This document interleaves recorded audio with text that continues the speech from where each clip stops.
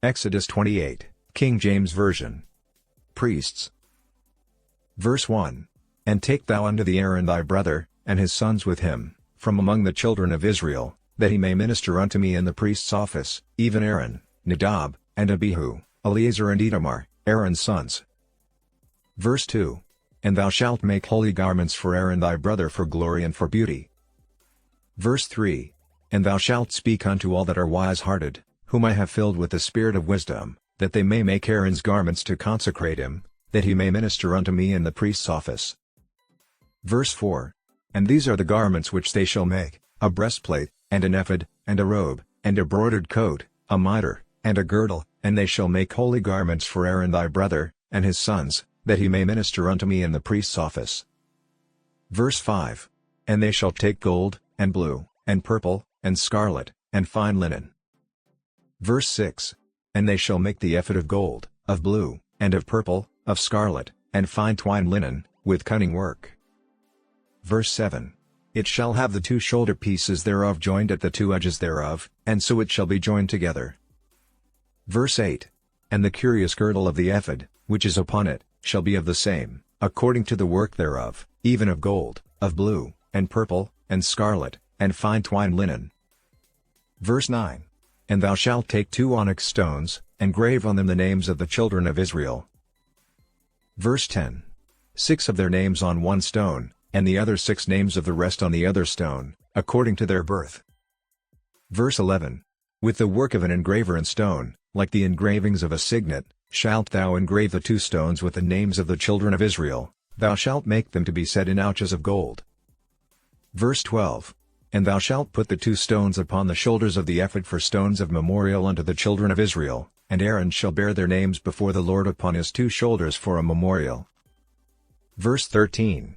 And thou shalt make ouches of gold. Verse 14. And 2 chains of pure gold at the ends, of wreathen work shalt thou make them, and fasten the wreathen chains to the ouches. Verse 15.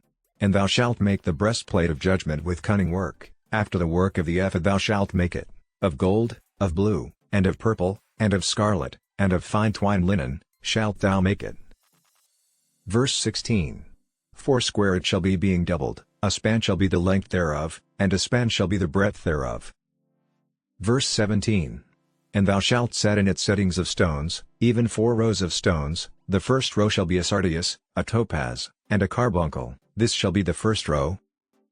Verse 18. And the second row shall be an emerald, a sapphire, and a diamond. Verse 19. And the third row a ligure, an agate, and an amethyst. Verse 20. And the fourth row a beryl, and an onyx, and a jasper, they shall be set in gold in their enclosings. Verse 21. And the stones shall be with the names of the children of Israel, 12, according to their names, like the engravings of a signet, every one with his name shall they be according to the 12 tribes.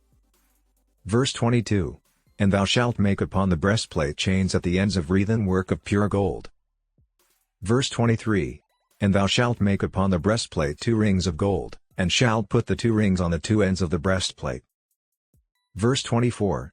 And thou shalt put the 2 wreathen chains of gold in the 2 rings which are on the ends of the breastplate. Verse 25. And the other 2 ends of the 2 wreathen chains thou shalt fasten in the 2 ouches, and put them on the shoulder pieces of the ephod before it. Verse 26.